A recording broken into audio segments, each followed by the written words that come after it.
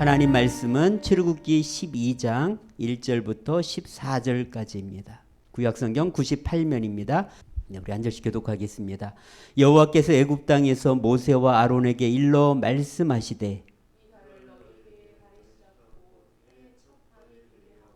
너희는 이스라엘 온 회중에게 말하여 이르라.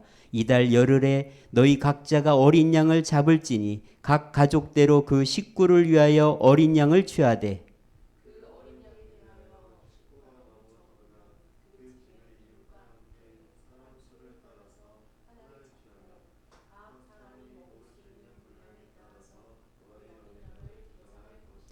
너희 어린 양은 흠없고 1년 된 수컷으로 하되 양이나 염소 중에서 취하고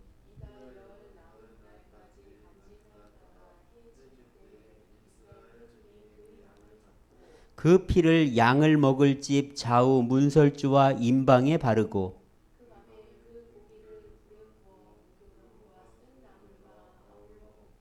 날 것으로나 물에 삶아서 먹지 말고 머리와 다리와 내장을 다 불에 구워 먹고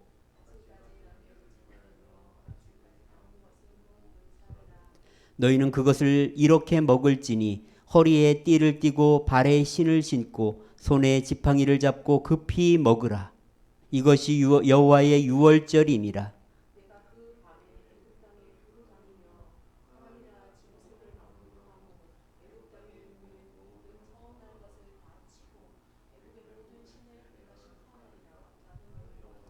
내가 애굽 땅을 칠 때 그 피가 너희가 사는 집에 있어서 너희를 위하여 표적이 될지라. 내가 피를 볼 때 너희를 넘어가리니 재앙이 너희에게 내려 멸하지 아니하리라. 여호와의 절기를 삼아 영원한 규례로 대대로 지킬지니라. 아멘. 자기 나라가 아닌 타국의 국민이 되는 거는요 상당히 어렵습니다. 미국 국적을 얻는 것도 어렵지만 한국 국적을 얻는 것도 또 어렵다고 합니다. 영주권을 갖고 있어야 되고요. 그런 사람 경우는 이런 자격이 필요하다고 합니다. 영주권 자르면서 5년 이상 한국에 거주하고 있어야 되고요. 그 다음에 경제적으로는 6천만 원 이상의 재산과 또 일정한 직업이나 소득이 있어야 됩니다. 그리고 또 기화용 종합시험과 면접심사를 통과해야 됩니다. 그리고 큰 범죄를 저지른 전력이 없어야 됩니다. 이렇게 자격이 된 다음에 많은 서류를 제출하고도 약 2년 정도를 기다려야 된다고 합니다. 여러분, 내가 대한민국에 태어나서 대한민국 국민이 된 것이 당연하죠. 그러나 사실은 새롭게 자격을 얻으려고 하는 사람들에게는 쉽지 않다는 것이죠. 여러분, 그런데 이 대한민국 국민이 되는 것보다 더 놀라운 축복이 있습니다. 뭘까요? 바로 온 세상을 만드신 하나님 나라의 백성이 되는 것입니다. 이것을 교회에서는 구원이라고 말하고 또 하나님의 자녀가 되었다, 천국 간다 이렇게 보통 표현을 하죠. 하나님의 이름인 여호와의 뜻이 언약을 기억하고 구원하시는 하나님이라고 했습니다. 하나님은요 어떤 하나님인가? 우리를 구원하시는 하나님입니다. 온 세상을 창조한 창조주는 오직 하나님 한 분이죠. 세상에는 그런데 신이라고 하는 것들이 너무나 많아요. 인도의 경우요 무려 신의 숫자가 3억 3천만 개라고 합니다. 왜 이렇게 됐을까? 하나님께서는 우리에게 하나님을 찾는 마음, 이 영혼을 주셨거든요. 근데 창조주 하나님을 찾지 않으면 모든 사람은 다 헛된 것을 찾게 되어 있다는 것입니다. 이 세상에 아무리 신이 많아도요 우리를 구원하시는 하나님은 오직 하나님 한 분뿐이고 하나님은 우리를 구원하는 일을 구체적으로 행하시는 분인 것을 우리는 성경을 통해서 알 수가 있습니다. 하나님은 언제부터 구원의 일을 시작하셨을까요? 바로 아담과 하와가 선악과를 따먹을 때부터 이제 구원의 일을 시작하셨죠. 창세기 3장 15절 한번 같이 읽어보겠습니다. 내가 너로 여자와 원수가 되게 하고 내 후손도 여자의 후손과 원수가 되게 하리니 여자의 후손은 내 머리를 상하게 할 것이요 너는 그의 발꿈치를 상하게 할 것이니라 하시고, 이 창세기 3장 15절을 원복음이라고 하죠. 최초로 주신 복음, 바로 여자의 후손을 보내줄 거다. 여자의 후손이 탄을 갖다가 멸하게 될 것이다. 이것을 갖다 우리에게 말하고 있습니다. 동정녀 마리아를 통해서 태어난 바로 예수님을 통해서 우리를 구원하실 것을 하나님은 이때부터 준비하신 것이죠. 자, 그리고 나서 이제 또 우리를 구원하신 구체적인 사례가 바로 홍수 심판과 노아의 방주라고 말할 수 있습니다. 너무 악해져 버린 세상을 홍수로 심판하기 전에 하나님은 노아에게 방주를 만들라고 하셨고 100년 동안 이 방주를 만들면서 사람들에게 타라고 했을 거예요. 홍수가 올 건데 여기에 타야 된다. 그러면 살게 될 것이다 얘기했지만 아무도 안 타고 노아의 가족 8명과 하나님이 보내주신 동물들만 구원을 받았습니다. 여러분, 그때 얼마나 세상이 악했는지를 우리에게 보여주는 단적인 증거예요. 자, 그리고 다음으로 하나님께서 우리를 구원하신 구체적인 사례가 바로 오늘 말씀 출애굽기라고 볼 수가 있습니다. 죄악 세상으로 대표되는 애굽에서 히브리 민족을 구원하려고 하지만 바로 왕이 거절하죠. 그러자 하나님께서 10가지 재앙을 내리죠. 자, 이 10가지 재앙은 다 애굽에서 사람들이 신으로 섬기고 있는 것들이었습니다. 그리고 하나님은 왜 10번을 했냐? 하나님 되심을 사람들에게 증명하기 위해서 10번을 하죠. 그런데 9번까지는 끄떡없었어요. 바로가 조금도 움직이지 않았습니다. 결정적인 재앙은요, 10번째 장자가 죽는 재앙을 통해서 이루어지는 것을 볼 수가 있습니다. 여러분, 9가지 재앙으로는요, 히브리 민족을 나가지 않게 한다는 거예요. 오직 핏부림을 통해서 장자가 죽음으로 인해서 그때 구원의 역사가 시작되는 것을 볼 수가 있습니다. 여러분, 물은요 99도로 100년을 끓여도 물은 끓지 않습니다. 오직 1도를 더 높여서 100도가 될 때 끓습니다. 이걸 뭐라고 하냐면 임계점이라고 말합니다. 물질의 구조와 성질이 다른 상태로 바뀌는 온도와 압력, 그것을 임계점이라고 부릅니다. 사람들이 임계점을 모르면 헛수고를 하게 돼요. 왜 이렇게 내가 노력했는데 아무것도 안 되냐 이렇게 하면서 포기하는 이유가 뭘까요? 임계점을 모르기 때문에 그래요. 조금만 더 힘쓰면 임계점에 도달할 건데 많은 사람들이 그 전에 포기한다는 거예요. 너무 힘들다. 이제는 지쳤다. 나는 다 싫다. 다 끝났다. 이렇게 말하고 포기하려고 하는 그 지점, 바로 거기가 임계점 바로 직전이라는 것입니다. 이 임계점을 영어로 크리티컬 포인트라고 하는데요. 이 크리티컬이라는 뜻이 최악의 고비, 위기라는 그런 뜻도 있더라고요. 최악의 고비를 만난 그 점이 바로 임계점이 가까이 온 상태라는 거죠. 이걸 알면 어떻게 돼요? 좀 더 견디고 나아가면 바로 임계점에 도달하게 되고 문제가 해결되고 열매가 나타나고 변화가 일어나는 것입니다. 9가지 재앙에서 아이 안 돼 이렇게 말했다면 끝난 거죠. 마지막까지 기다리는 것이 중요합니다. 세일즈맨들은요 몇 번 정도 거절하면 포기하는지 아십니까? 미국의 마케팅 리서치 회사인 다트넬이 조사를 했는데요. 자, 이 세일즈맨들이 한 번을 거절했을 때 48%가 포기를 했습니다. 아, 이 사람은 안 돼. 자, 2번을 거절하니까요. 다시 25%를 포기합니다. 자, 3번째는요. 15%의 고객을 포기합니다. 이게 무슨 얘기냐? 3번만 거절해도 88%의 고객을 포기해 버린다는 거예요. 그럼 몇 퍼센트 남아요? 12%밖에 세일즈맨이 안 남는 거죠. 그러니까 결국 이 12%의 세일즈맨들이 얼마나 수익을 얻는가를 조사해 봤더니 매출의 80%를 차지했다는 거예요. 3번 거절당했다고 해서 세일즈맨이 포기했다면 그 사람은 거기서 멈추는 거죠. 그러나 한 번 더 해보고 임계점이 있다. 그걸 믿고 나아간다면 바로 그곳에 좋은 결과가 있었다는 것입니다. 바로 10가지 재앙도 그렇게 생각해요. 9번째까지는 하나도 변하지 않았습니다. 그러나 정확히 10번째 됐을 때 완벽하게 손을 들죠. 그래서 하나님은 이 바로와 애굽이 항복한 이 임계점, 이것을 갖다가 해의 첫 달이 되게 하셨습니다. 그래서 2절에 보면은요, 이날을 갖다가 달의 시작, 해의 첫 달이 되게 해라. 왜 하나님은 이렇게 하셨을까요? 영원히 잊지 말라는 것입니다. 역사에서 영원히 잊지 말라고 하나님이 임계점을 정해놓은 것이죠. 근데 더 놀라운 임계점이 역사 속에 있습니다. 여러분, 그게 뭘까요? 바로 예수님이 태어난 시점을 하나님은 임계점으로 만들어 놓으셨어요. 그래서 우리가 매년 뭐라 그래요? 올해는 2023년이라고 하죠. 예수님이 태어난 지 2023년이 됐다. 이것을 기억하면서 우리를 구원하기 위해서 그분이 오신 것을 사람들에게 하나님은 기억하게 하셨습니다. 바로 이 구원의 임계점, 역사의 중심이신 예수님을 찾으라는 것입니다. 근데 여러분, 임계점은요, 갑자기 오지 않습니다. 미리 준비하는 것이 중요해요. 12장 3절 한번 같이 읽어보겠습니다. 너희는 이스라엘 온 회중에게 말하여 이르라. 이달 열흘에 너희 각자가 어린 양을 취할지니 각 가족대로 그 식구를 위하여 어린 양을 취하되.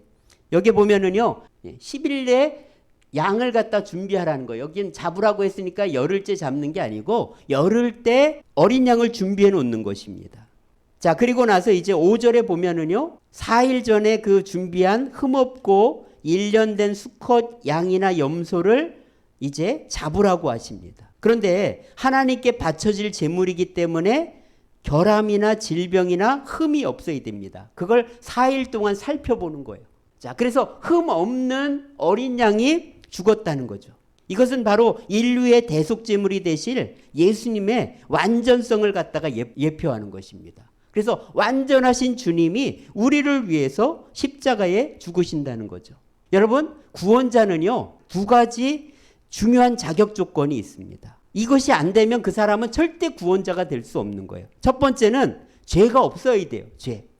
여러분, 죄가 있는 사람이 죄인을 용서할 수 있나요? 내가 수렁에 빠져 있는데 수렁에 빠진 사람을 건질 수 있나요? 그건 말이 안 되는 거죠. 바로 죄가 없는 분만이 우리를 구원할 수 있어요. 그래서 예수님이 성령으로 잉태되어서 마리아에게 태어나신 것입니다. 왜? 바로 죄의 통로를 벗어나서 죄 없는 분으로 오신 것이죠. 자, 그 다음에 두 번째 조건은요, 죽음을 극복해야 됩니다. 자기도 죽으면서 구원자가 될 수 없는 것입니다.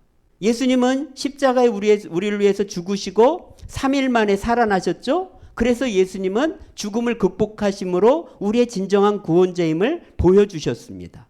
죽음으로 끝나서 무덤을 남긴다면 그는 구원자가 아니고 나와 똑같은 인간이라는 뜻입니다. 그래서 이 세상의 모든 종교를 만든 사람들은 다 무덤을 남겼죠. 왜요? 인간이기 때문에 그렇습니다. 자, 그래서 예수님은 이렇게 죄와 사망과 저주를 이긴 바로 하나님의 아들이심을 죽음을 극복하심으로 부활하심으로 증명하신 것입니다. 자, 이렇게 흠없는 제물을 14일까지 잘 간직했다가 이제 해질 때에 잡는 겁니다. 자, 그러면 양을 어느 정도 잡았냐면 10명당 한 마리 정도씩 잡았다고 해요. 식구가 적으면 이웃하고 같이 합해서 양을 잡았습니다.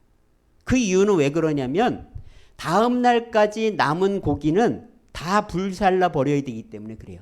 많이 남으면 결국 그건 쓸데없어요. 왜? 다음 날 다 불태워 버려야 되니까. 그래서 먹을 분량 기준으로 양을 잡게 했습니다. 출애굽할 때 이스라엘 인구가 200만 명 정도로 추산하잖아요. 그러면은 10명당 한 마리 잡았으니까 6월절 그날 저녁에 죽은 어린 양의 숫자가 몇 마리일까요? 20만 마리 정도 된다고 생각할 수 있어요. 20만 마리가 하루 저녁에 바로 제물로 쓰여진 거죠. 엄청난 생명의 피가 뿌려졌고 그리고 상당한 구원의 대가가 지불된 것을 우리에게 보여주고 있는 것입니다. 무슨 얘기일까요? 바로 이제 우리를 위해서 구원하실 예수님을 상징하는 거예요. 자, 베드로전서 1장 19절 한번 읽어보겠습니다. 오직 흠없고 점없는 어린 양 같은 그리스도의 보배로운 피로 된 것이니라. 바로 흠없고 점없는 어린 양, 그것은 누구를 상징한다고요? 예수님을 상징합니다. 그래서 그 예수님의 피로 말미암아 우리가 구원을 받았다는 것입니다. 그런데 재밌는 것은요, 출애굽기 34장 25절에 보면은 이렇게 말합니다. 한번 읽어볼까요? 너는 내 제물의 피를 유교병과 함께 드리지 말며 유월절 제물을 아침까지 두지 말지며. 이 유월절 어린 양을 갖다가 하나님께서 이렇게 말씀하셨어요. 내 제물의 피다. 어린 양의 피가 아니라 내 제물의 피다. 왜 이렇게 하나님께서 말씀하셨을까요? 이것은 바로 이 어린 양이 바로 하나님의 제물, 바로 예수 그리스도를 예표하기 때문입니다. 예수님이 오시기 1500년 전부터 어린 양 예수님을 이렇게 예표했다는 것이죠.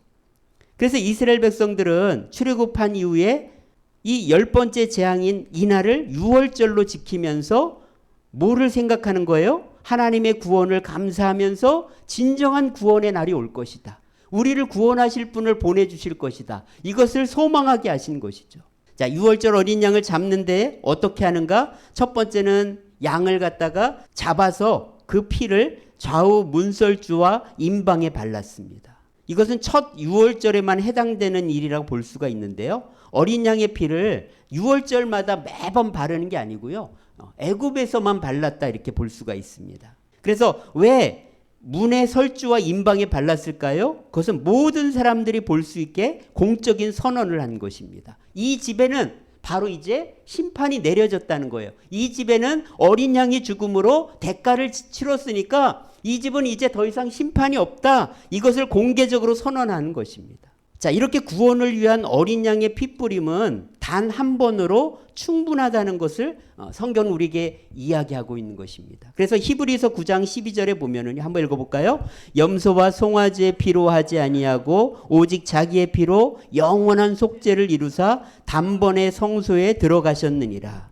여러분, 2000년 전에 죽은 예수님의 피가 영원한 속죄를 이루어서 단번에 이루어졌다는 거예요. 왜? 예수님은 지금 죽어서 끝난 것이 아니라 지금도 살아계시기 때문에 예수님이 십자가에서 우리를 위해서 속죄한 그 속죄는 영원한 효력을 갖고 있다는 것입니다. 그래서 예수님은 단번에 성소에 들어가셨다 이렇게 말하고 있는 것이죠. 그래서 더 이상 예수님의 피가 뿌려진 사람에게는 더 이상 심판이 없다는 것을 우리에게 이야기하고 있죠. 자, 두 번째, 이제 그 고기를 어떻게 먹느냐? 불에 구워서 무교병과 쓴나물과 함께 먹으라고 했습니다. 왜 이렇게 했느냐면은 출애굽이 급박하게 이루어지기 때문에 가장 빨리 먹을 수 있는 불에 구워서 먹는 방법을 선택했다고 볼 수도 있고요. 더 중요한 이유는 바로 뼈를 꺾지 않고 원형 그대로 유지하려는 그런 의도가 있습니다. 요한복음 19장 36절 한번 읽어보겠습니다. 이 일이 일어난 것은 그 뼈가 하나도 꺾이지 아니하라 한 성경을 응하게 하려 함이라. 예수님이 십자가에 제물되었을 때 그 뼈가 하나도 꺾이지 않았다는 거예요. 이것과 유월절을 그래서 연결시킬 수 있는 것입니다. 그래서 요한복음에서 이걸 강조하는 거예요. 예수님께서 뼈가 꺾이지 않았다. 원래 십자가에 달린 사람은요, 죽었는가 확인하기 위해서 다리를 꺾어버렸고요. 다리를 꺾어버려야지 빨리 죽습니다. 근데 예수님은 꺾지 않았어요. 어떻게 했어요? 창으로 옆구리를 찔렀죠. 그래서 모든 피와 물을 쏟으셨잖아요. 자, 이렇게 유월절 잔치를 통해서 하나님은 예수님이 오실 것이다. 진정한 유월절 어린 양이 바로 예수님이다. 이거를 우리에게 계속 말씀하고 있었다는 것입니다. 그리고 옛 생활을 의미하는 누룩이 없는 또 발효시킬 틈이 없기 때문에 무교병을 먹게 했고요. 그 다음에 쓴나물은 바로 애굽의 고통스러운 생활을 의미하는 것입니다. 너희가 종살이했던 것을 잊지 말라는 거예요. 자, 하나님은 매년 이 유월절 식사를 하면서 애굽에서 이스라엘 백성들이 구원받은 은혜를 경험케 하셨습니다.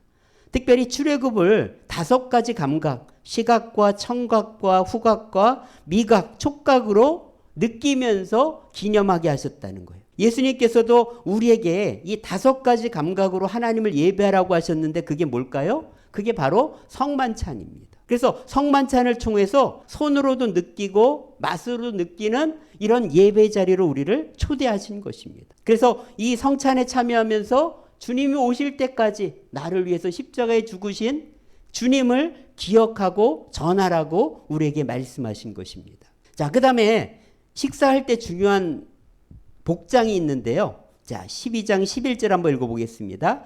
너희는 그것을 이렇게 먹을지니 허리에 띠를 띠고 발에 신을 신고 손에 지팡이를 잡고 급히 먹으라. 이것이 여호와의 유월절이니라. 식사를 할 때 어떻게 해야 되냐? 군대에서 5분 대기 좋아요. 언제나 대기 출동할 수 있도록 대기 상태로 있습니다. 옷을 다 입고 그것처럼 만반의 준비를 하고 식사를 하라고 했습니다. 왜 이렇게 했을까요? 하나님이 나가라고 하면 즉시 나갈 수 있도록 준비를 한 거죠. 고난의 땅에서 430년을 살았는데 이제 첫 번째 출발 명령입니다. 그러니까 어때요? 준비하고 지체하면 안 되기 때문이죠. 신속하게 나가야 되기 때문입니다. 이게 뭘 말하냐면 하나님이 주신 은혜와 구원은요, 절대 미루면 안 된다는 거예요. 즉시 붙잡아야 돼요. 여러분, 하나님의 은혜와 구원은 미루면 안 되고 기회를 놓치면 안 돼요. 왜? 내일은 내 날이 아니기 때문이죠. 지금이 은혜 받을 때고 지금이 구원의 날이기 때문에 그렇습니다. 자, 이렇게 유월절 잔치를 마쳤을 때 하나님의 심판이 시작되었죠. 하나님은 애굽에 처음 난 짐승과 사람, 애굽의 모든 신들을 다 심판하셨습니다. 피를 바른 집은 어린 양의 피로 이미 대가를 지불했기 때문에 심판이 면제되었죠. 비록 이스라엘 민족이 아니어도요, 하나님을 믿고 순종한 잡족들도 구원을 받았다, 이렇게 성경에서 말합니다. 12장 38절에 보면요, 잡족이 나와요. 잡족. 이스라엘 백성들이 아니었지만 함께 참여했고 구원에 동참했다는 것이죠. 자, 이렇게 하나님께서는 어린 양의 피로 이스라엘 백성들을 구원하셨습니다. 자, 출애굽기 12장 13절에 보면은 내가 피를 볼 때 너희를 넘어가겠다. 그래서 바로 그 피로 말미암아 이스라엘 백성들은 구원을 받고 그 피를 바르지 않은 애굽 사람들은 다 재앙을 받게 되었죠. 자, 이 유월절 어린 양은 누구를 상징하는가? 고린도전서 5장 7절에 보면은요, 사도 바울은 바로 유월절 어린 양은 그리스도라고 분명하게 말하고 있습니다. 그리고 오늘 우리가 구원받은 것은 어떻게 구원받았다고요? 예수님께서 우리를 위해서 피 흘려 주심으로 말미암아 우리가 죄 사함을 받았다는 것이죠. 애굽에서 장자가 죽는 이 재앙에서 구원받는 길은 유월절 어린 양의 피밖에 없습니다. 이제 또 우리가 죽은 다음에 심판을 받을 것인데 그 심판을 피할 수 있는 길은 유월절 양 대신 예수님의 피를 의지하는 것밖에 없습니다. 어떤 사람도 구원받을 자격이 없어요. 모든 사람은 다 심판을 받을 수밖에 없지만, 그래서 하나님의 큰 은혜의 풍성함을 따라서 우리에게 주어진 예수님의 피를 믿는 모든 사람들에게 바로 이 구원의 은혜가 임하는 것입니다. 그래서 오늘 우리는 나를 구원하시려고 보내주신 이 예수님의 보혈의 피를 힘입어야 돼요. 우리가 아까 찬양할 때도 고백했지만 이 세상은 우리를 자꾸 정죄하고 넘어뜨리려고 합니다. 여기서 우리가 일어날 수 있는 비결이 뭘까요? 날마다 예수님의 보혈 아래 나아가는 거예요. 주님의 보혈로 날마다 정결함을 얻는 것입니다. 주님의 보혈의 능력을 힘입고 살아가는 거예요. 이 의롭다는 말이 어떤 뜻이에요? 예, 의의 이 한문의 맨 위에 있는 것은 어린 양을 상징해요. 그리고 그 어린 양 아래 내가 있는 거예요. 이게 의입니다. 다시 말하면 예수님께서 나를 위해서 피 흘려주신 그 보혈의 피를 의지하면서 날마다 그 어린 양 아래 나아가는 것, 주님 앞에 나아가는 것, 주님 아래 서는 것, 이것이 바로 내가 의롭게 되고 내가 구원받고 하나님의 백성으로 살아가는 비결입니다. 자, 그러면 여러분, 우리는 어떻게 살아야 될까요? 바로 그 은혜에 날마다 감사하며 찬양하며 살아가야 됩니다. 자, 요한계시록 5장에 보면은요, 하나님 나라에서 어떤 일을 하냐? 그곳에서도 나를 위해서 죽임을 당하신 어린 양을 찬양하면서 영광 돌리면서 살게 된다는 거예요. 그래서 오늘 우리도 이 땅에 살면서 나를 위해서 죽임 당하신 어린 양을 찬양하며 또 그 어린 양의 보혈 아래 날마다 서며 그 보혈의 능력을 의지하며 사는 것, 이것이 승리의 비결이고 이것이 구원의 비결이고 이것이 은혜 받는 길이라는 것입니다. 한 주간도 우리에게 많은 실패와 낙심과 또 연약함이 있을 것입니다. 그때마다 어떻게 할까요? 주님의 보혈 아래에 나아가는 것입니다. 나를 위해서 죽으신 어린 양의 피를 의지하는 것입니다. 그때 하나님 우리에게 긍휼을 베푸시고 우리를 어떤 원수의 공격에서도 넘어지지 않게 하시고 승리케 하실 것입니다. 그래서 한 주간 동안 보혈의 능력을 의지하며 살아가는 한 주간, 또 그 보혈의 능력을 찬양하며 살아가는 승리하는 한 주간 될 수 있기를 원합니다. 기도하겠습니다. 하나님 아버지 감사합니다. 이스라엘 백성들을 애굽에서 구원했던 그 어린 양 예수님을 보내주셔서 우리를 구원하시려는 하나님의 놀라운 뜻인 것을 다시 한번 깨닫습니다. 아버지 하나님, 내 힘을 의지하고 살지 않게 하시고 내 능력으로 살고 내 지혜로 살지 않게 하시고 날마다 나를 위해서 자신을 내어주신 어린 양의 보혈의 피를 의지하며 어린 양 아래 서며 믿음으로 나아가는 저희들이 되도록 도와주시옵소서. 우리를 넘어지게 공격하려는 것들이 너무나 많습니다. 그때마다 어린 양 아래로 서게 하시고 어린 양의 그 피를 힘입고 나아갈 때 주님 우리를 새롭게 하시고 정결케 하시고 거룩하게 하시고 그래서 하나님 앞에 더 담대히 나아가는 저희들 되게 하여 주옵소서. 오늘도 하나님 앞에 정성껏 드린 우리의 예물을 기쁘게 받아주시고 이 땅에 물질로 어려움 없게 하시고 오히려 어렵고 힘든 사람들을 도와주며 섬기며 나눠줄 수 있는 축복의 삶이 되도록 도와주시옵소서. 한 주간도 믿음으로 승리하게 하여 주옵소서. 우리 구주 예수님의 은혜와 하나님의 크신 사랑과 성령의 충만인도 함께 하심이 어린 양의 보혈을 의지하고 나의 구원자이신 오직 예수님만 바라보며 살기로 다짐하는 우리 모두에게 이제로부터 영원까지 함께 하시기를 간절히 축원하옵나이다. 아멘.